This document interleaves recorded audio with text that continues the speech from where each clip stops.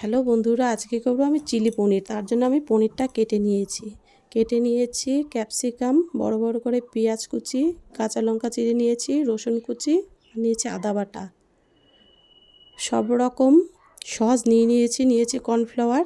এরপরে পনিরের মধ্যে আমি কর্নফ্লাওয়ার দিয়ে দিলাম,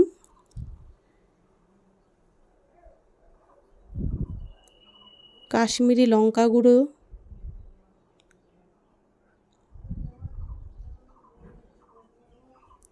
এরপরে আমি স্বাদ অনুযায়ী লবণ দিয়ে দিলাম।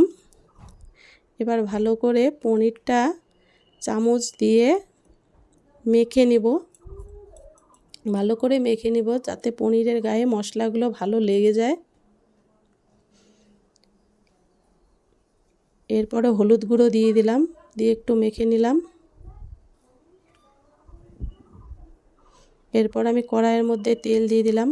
এরপরে আমি একে একে পনিরটা ছেড়ে দেব।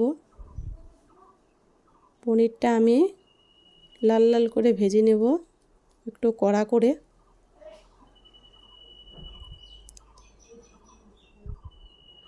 একটু নাড়াচাড়া দিয়ে ভালো করে ভেজে নেব।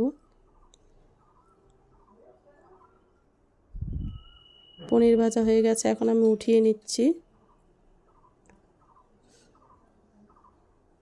এরপরে দিয়ে দিলাম লঙ্কা চিড়ি, পেঁয়াজ কুচি, রসুন কুচি, দিয়ে দিলাম আদা বাটা, নেড়ে নেব। এরপরে আমি লবণ দিয়ে দিলাম। এরপরে আমি নেড়ে নেব ভালো করে। কেটে রাখা ক্যাপসিকামগুলো দিয়ে দিলাম, এবার ভালো করে নেড়ে চেড়ে নিব।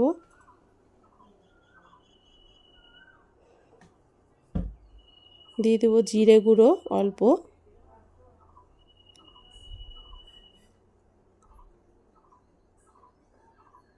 এরপর আমি সয়া সস দিয়ে দিলাম 1 চামচের মতো, রেড চিলি সস দিয়ে দিলাম, টমেটো সস,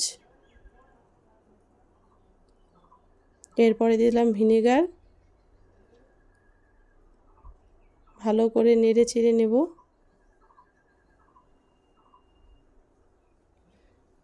ভালো করে নেড়ে চেড়ে নেব।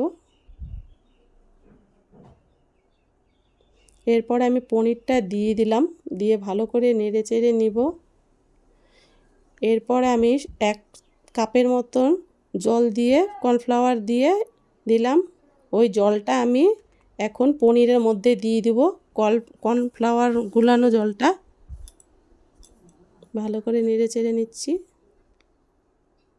প্রায় আমার হয়ে আসছে চিলি পনির। পনিরটা আমার হয়ে গেছে। আপনাদের যদি ভালো লেগে থাকে তাহলে অবশ্যই একটা কমেন্ট, সাবস্ক্রাইব করবেন।